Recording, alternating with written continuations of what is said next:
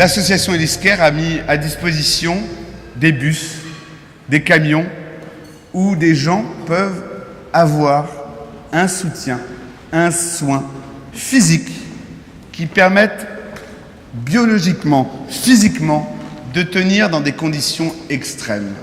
Voilà l'honneur, quelque part le génie d'Élise Bogossian d'avoir mis ce genre de service à disposition des plus démunis de la planète.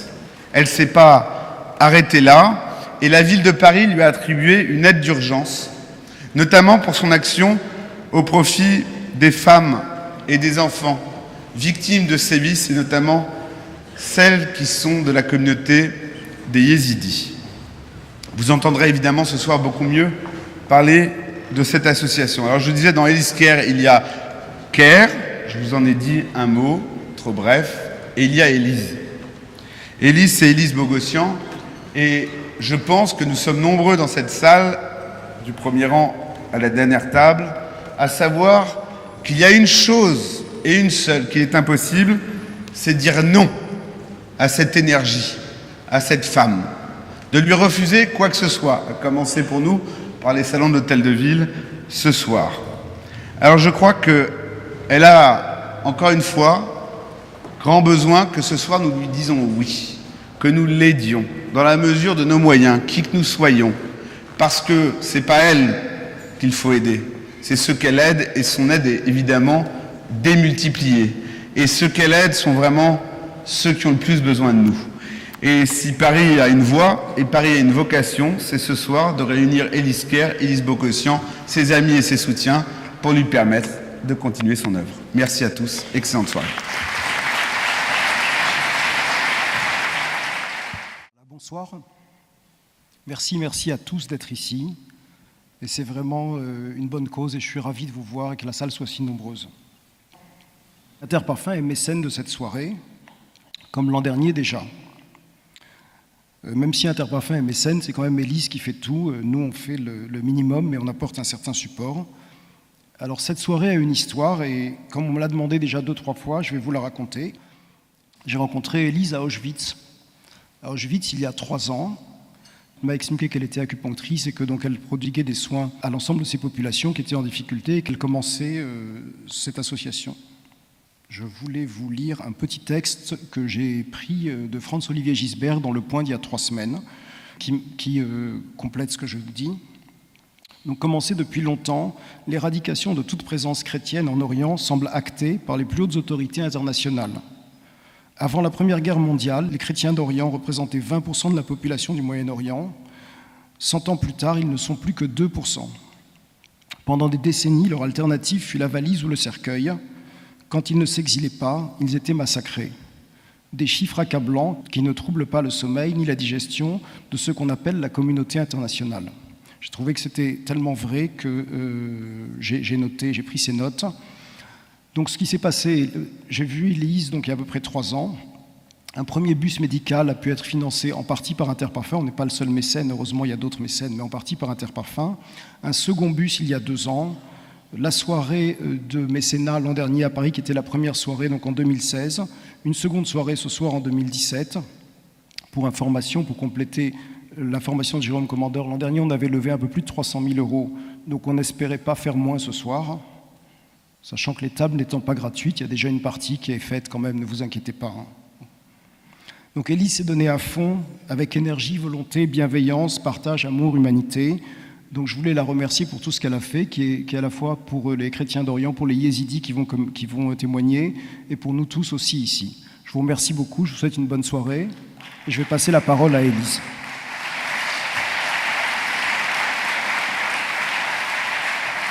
J'appelle maintenant à me rejoindre Élise Bogossian, présidente et fondatrice d'Eliscare.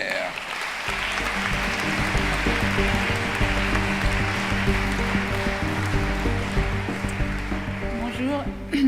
Avec tout ce que j'ai entendu, je vais avoir un peu la voix qui tremble, vous me pardonnerez.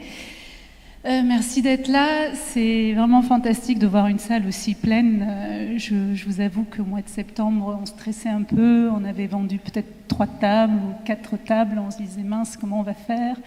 Avec Fabienne qui est là, voilà, on était vraiment à fond. On a plein de copines, des amis qui nous ont aidés, la fondation Bogossian qui est là, qui nous soutient, qui a pris sa table, et puis la fondation Elle qui est venue en Irak avec nous aussi.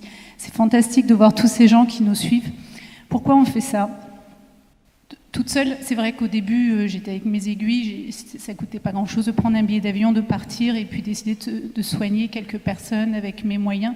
Puis très rapidement, je me suis rendu compte que j'avais mis les pieds dans un pays où, surtout en 2014, lorsque Daesh a pris les principales villes d'Irak, les villes chrétiennes surtout, c'était surtout une guerre qui s'amorçait contre le monde entier, puisque cette offensive qu'a menée Daesh et puis tous les attentats qu'on a eus par la suite montraient surtout que cette barbarie et cette idéologie derrière, elle n'était pas à quelques heures de Paris, mais elle venait directement chez nous et je voulais à ma manière apporter ma contribution à travers d'abord l'aide qu'on apportait aux populations sur place, mais aussi contribuer par le travail de réparation qu'on fait auprès des enfants, auprès des femmes, contribuer à ce processus de réconciliation et de paix. Pourquoi je dis ça ? Aujourd'hui, en 2017, les grandes villes occupées par Daesh sont libérées, mais se pose la principale question maintenant de qu'est-ce qu'on va faire au lendemain de cette libération de toute cette population qui est censée maintenant être libre, mais qui n'est pas libre en vérité. Daesh a semé des millions de graines et a laissé des marques qui seront très longues à réparer, des cicatrices très longues à guérir. Et cela justifie d'autant plus notre présence sur place. Je suis vraiment très contente. On a notre chef de mission Dara qui est là aujourd'hui et il représente lui aussi une équipe de 40 médecins maintenant qui travaillent pour nous. On a 6 bus, on a construit 2 cliniques, tout ça grâce à vous, parce que moi toute seule avec mes aiguilles c'est terminé, je ne serais plus capable de faire ça. C'est vraiment grâce à vous, on a vraiment besoin de vous et j'espère que vous allez passer en tout cas une belle soirée. Vous allez entendre un enfant qui est venu et qui va témoigner avec une jeune fille. On va vous passer un petit clip de quelques minutes, ça va vous donner une idée beaucoup plus précise de ce que nous faisons et puis nous poursuivrons avec la vente aux enchères. Je ne vais pas parler plus et je suis là, vous pouvez venir me voir, je viendrai vous voir aussi et je vous souhaite une très belle soirée. Merci encore d'être là, merci à tout le monde, à tous nos partenaires. J'aimerais vous citer tous un par un, mais voilà, tout le monde, je voudrais vous remercier tous nos bénévoles, tous les volontaires. On a une centaine de volontaires qui travaillent avec nous. Et merci encore pour tout. Bonne soirée.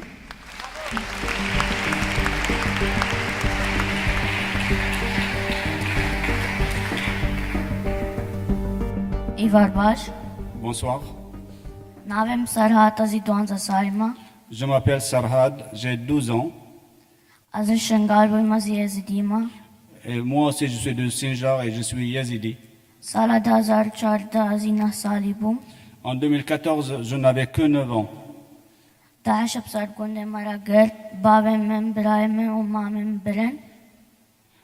En 2014, Daesh est arrivé pour prendre tous les hommes et les massacrer, mon père et mes oncles. Et jusqu'à aujourd'hui, pas de nouvelles, ils ont tous disparu.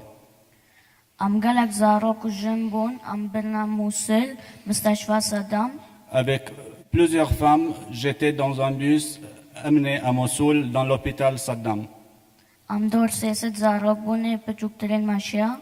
On était à peu près 300 enfants. Le plus jeune savait à peine marcher.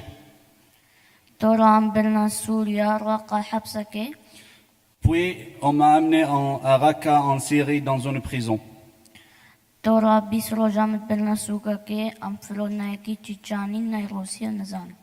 Puis, on m'a amené dans un marché aux esclaves. Il y avait quelqu'un, apparemment il était russe ou tchétchène, qui m'a acheté.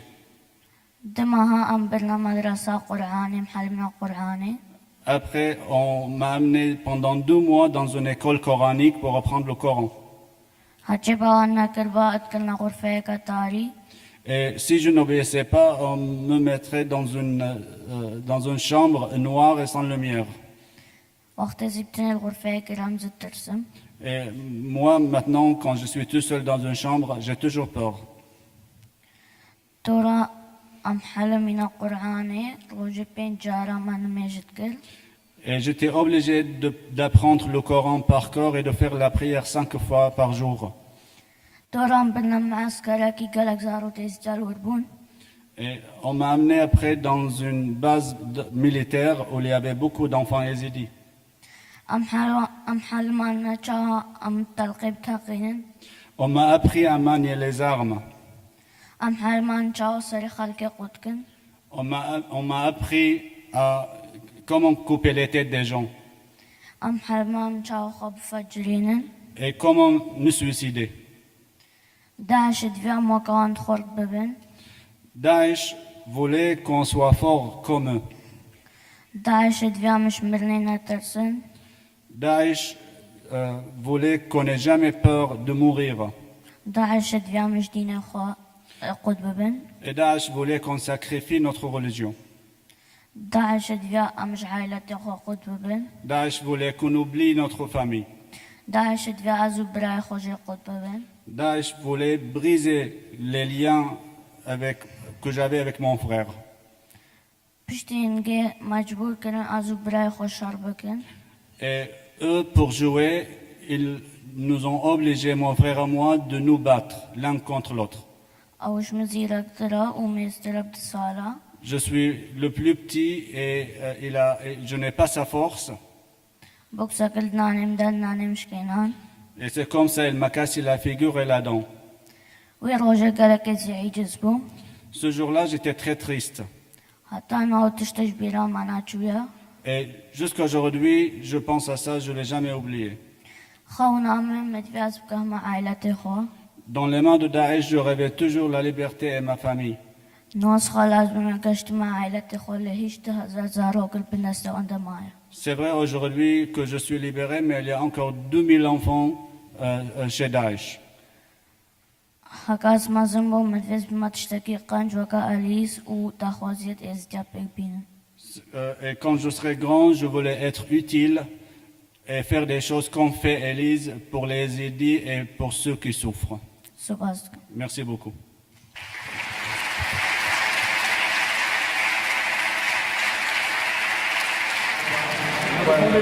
Ah bah oui, vous demandez beaucoup. Voilà, c'est une photo que j'aime beaucoup, qui correspond à ce que j'aime faire, ça, du graphisme et parler de ce qui se passe dans le monde. Depuis qu'on a commencé cette soirée, 4 à 5 éléphants ont été tués. Les éléphants sont en train de disparaître à cause de le marché de l'ivoire sur la Chine et sur le Vietnam. 3700. C'est plus la table 4 à 3700, c'est vous Marine. 3700 et on va être jugé à 3007.